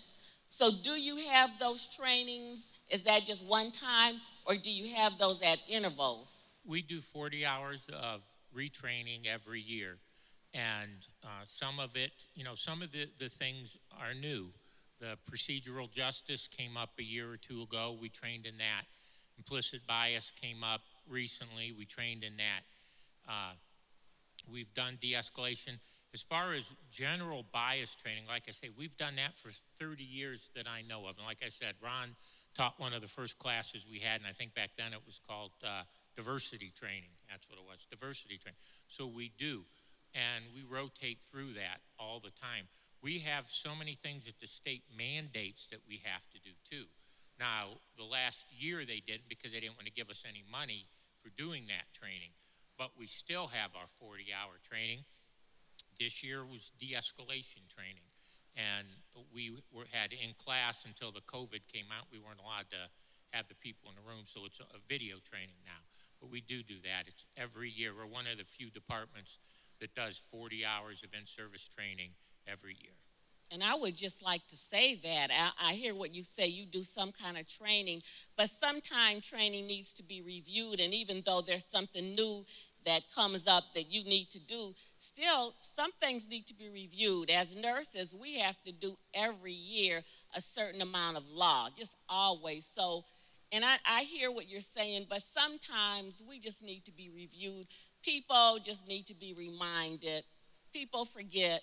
So I just wondered about that. The training curriculum, we have to follow the state's training curriculum, and anytime as it changes constantly anymore, we always have to do that retraining. So we're bound, the same as you are as a nurse.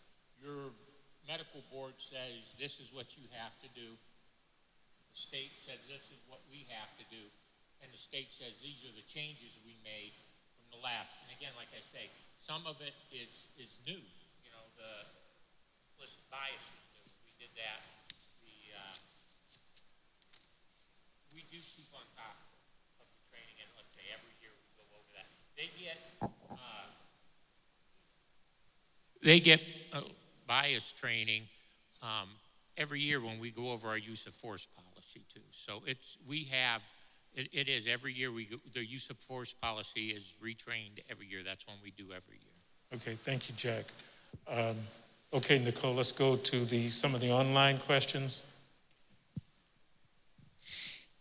There have been a lot of questions and calls for comment on the incident that happened on May 29th with the protesters downtown who were peacefully congregating. There were families present, and there was tear gas used, beanbag rounds. All of this is on video, and what people are asking for is, have the officers involved had any sort of reprimand? What has been done in response to this? And then also, why was there such extreme force used in that situation?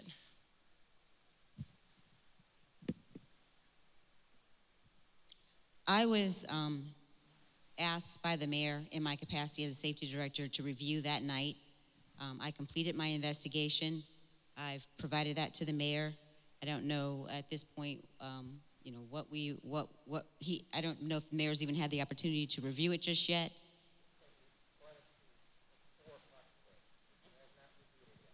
So he has not reviewed it just yet, so I don't feel that we should share that just yet. I reviewed everything that I was asked to review, and he now has it, and we will go from there. The other statement that's been made a lot is in reference to community policing, which of course we've heard about, and we know that there are some actions taken on that level, but why is there not more?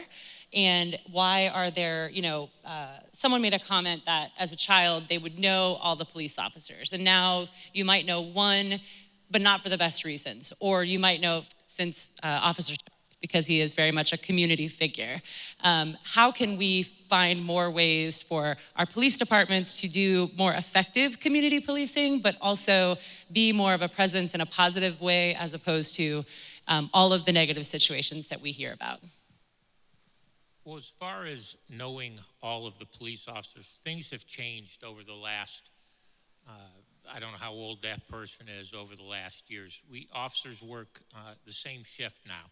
So you may have officers that work midnights. So if you're not out to see this officer on midnights or to see this officer that works afternoons, you're not going to know who they are. There's not that rotating shifts where everybody had that time to work days to where they would see people. Community policing is something that we try our best on. We had a large community policing bureau. We lost a lot of officers, and our first priority as a police department is we have to have officers to answer calls. We have to have officers in those cars out there. So when we lose officers, we had huge retirements 2 or 3 years ago, and it's a year for us to replace an officer basically when they retire. So we've had to thin our community policing bureau. Next year it will be built back up again. The administration has allowed us to hire many officers to get back to where we need to be. That will be back. Captain Gabbard will be working on that different ways. He did a great thing in the Shorb area, and we'll be doing that. But again, it'd be great if everybody knew every officer, but I don't see how that's possible right now with the way we're structured. Okay, and before you ask the next question, the question before you, the one you just asked, could you give us the answer to the investigation that the mayor's going to present so that people will know? It was mentioned that in discussion with OCC on June 18th, 2020, you notified us that the IA investigation of May 29th would be concluded by the end of the month of June. It's now June 30th. Okay.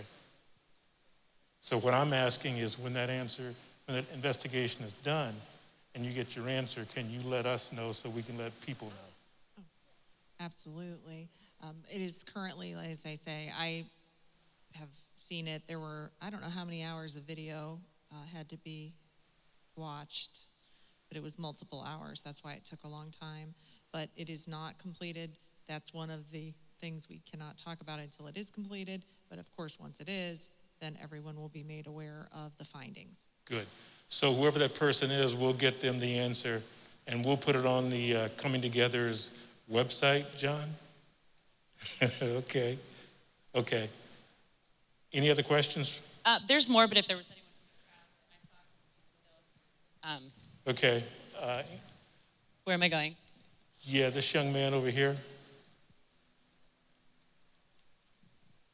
Hello, my name is Philip Martin. So what have we heard in so many of these cases is I can't breathe. I don't know specifically where it's addressed, but I don't know if CPD has a policy regarding medical treatment for people who are being detained or people who are in custody, what their time frame is that they have to be taken in order to receive medical treatment, and to receive medical treatment without the encumbrance of the detaining or arresting officer.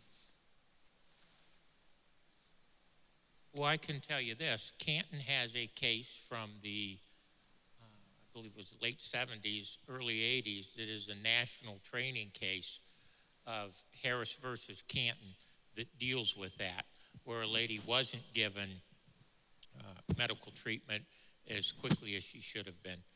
And that changed the entire country's policy on treatment. If someone is injured, I can tell you they're taken.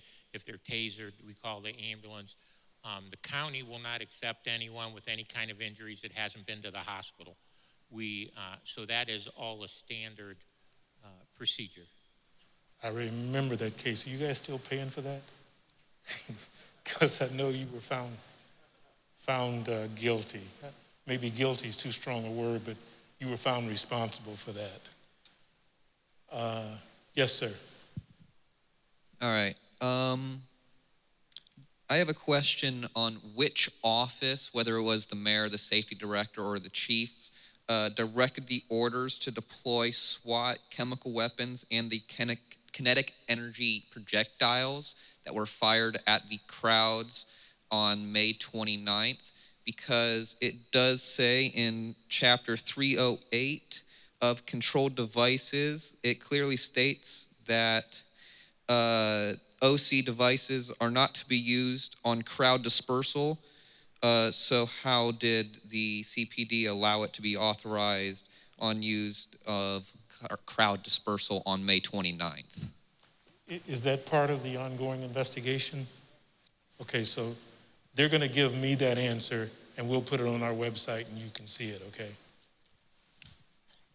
Any other questions here in the auditorium? Yes, ma'am. Let's get you a microphone.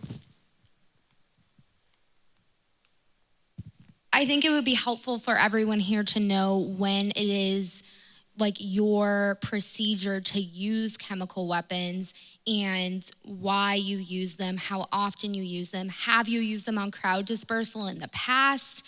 Like things of that nature, because it's not very clear why it may have even been a consideration to be used when the protest was peaceful and there was clearly no like threat of death to those officers. So you put a lot of people in risk of injury by using these weapons. So I just think it'd be helpful to understand kind of the procedures and like what goes through your mind when you're having a case where, oh, should I use OC weapons or not?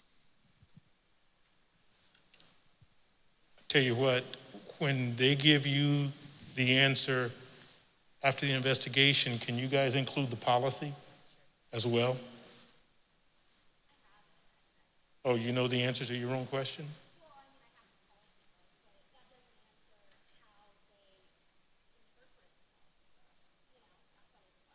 Let's get an answer for you, okay? We've got about 10 minutes left. Is that right, John? Okay. Let me see if anybody else. Yes, sir.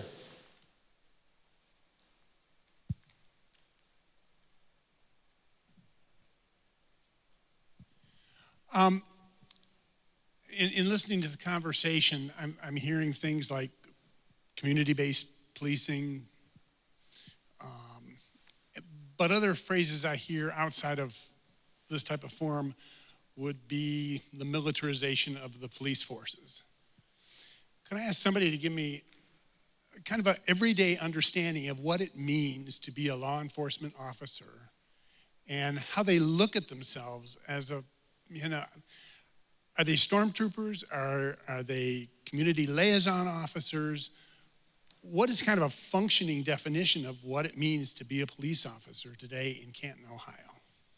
Good question. And before they answer that, I'll share a conversation I had with the sheriff a couple of days ago.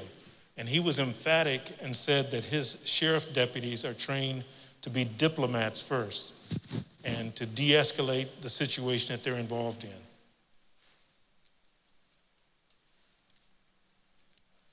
It's on, okay. I appreciate that question, and it's difficult. I mean, not everybody has the same experience, obviously. What I would say, and let me tell you from my own perspective, do you mind if I stand up? It just seems more natural to stand up.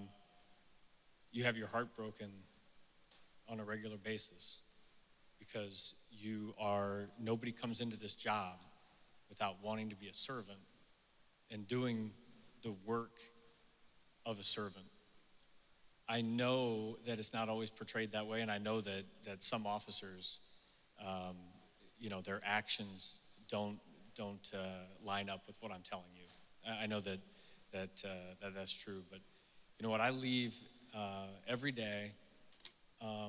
My 6 kids and my wife And I come in and I try to help other people. And I think to myself, I would give my life for someone who needed me to give my life to them. I would. And my children, I love them dearly. My wife, I love her very much. And that's heartbreaking for me to think of them without me, but it's worth it to me. It means more to be a police officer than just what we see in the news or what we see on a video. If I can spend time, if I could have spent every day as a patrolman on community-based activity, going out and talking to people and spending time with people at their best, that would be fantastic. But I'm spending most of my time when people are at their worst or facing the worst thing they've ever faced. And either I have to comfort them or I have to react to them in a way that they don't want me to react to them. And, that may be to protect somebody else, maybe for me to protect them. And you have to have thick skin. You have to not take things personally. And I'll tell you, me personally, that's very difficult for me to do, to not take it personally, because I believe in this work. I believe in this as an honorable profession. Some of the worst days I've ever had as a police officer have been when I've watched people lose their children. And you have to talk them through that in a way that you're still getting the information, and you have to do it in a way that you're doing your job, because they need you to be the strong, sensible person who's taking down the facts while they are losing their world. And that's not every day, but that sticks with you. And if we did personality tests for officers from the time they start to the time they end, I think that you would see some big differences. I think that if you had, look, I understand where everybody's coming from, but I got to tell you that it has an effect on people when you spend your life dedicated to something, and then something horrible happens somewhere else in the country or the world, and everybody looks at that and says, that is police. That is what police officers are. And it's heartbreaking. It's heartbreaking that people, based on the reactions to what they have to policing, we don't have a lot of people who want to be police officers. And you know what? I can't capture what everybody else does. I've had good days. I've had boring days. I've had days where I have come in and I haven't had a lot of calls. I've had days when everybody I contacted was satisfied with what I did. I've had days when I've done my best and people hated me still. I've had days where, at the protest where I've been called a racist pig by people who don't know me, that they don't know that I have a daughter too that asks me if people are going to hate her because her skin is brown. And I answer her as a father and as a Christian and as a police officer, and in the best way that I possibly can. And how do I do that? I can't give everybody advice. I live in my police work by Colossians 3:23. Anything that you do, whatever it is you do to the best of your ability, because you don't work for man, you do it for God. So that's just my personal. Thank you. Something. We really have to go, unfortunately. A couple of points here. Let's not forget that Thursday we're going to have another one of these, and it will be here. It'll be with the Sheriff's Department, the Jackson Police Department, Massillon, State Highway Patrol in North Canton. I want to thank you for coming, but I also want to say you don't need me, and you don't need coming together, the NAACP, to interact and discuss these things with your elected officials and with the appointed officials. So if you have some issues that you felt we didn't cover, go directly to the mayor or go directly to the police chief and get your answers there. I do want to thank you all for coming. I want to thank everyone who was watching us streamed online. And let's be safe out there. Let's be careful. And 6 kids. Let's remember that I'm asking the police officers to remember that you are people, and I'm asking you to remember that they are people. And once we can come to that conclusion, then we'll be a better community, okay? Thank you very much. Be safe going home.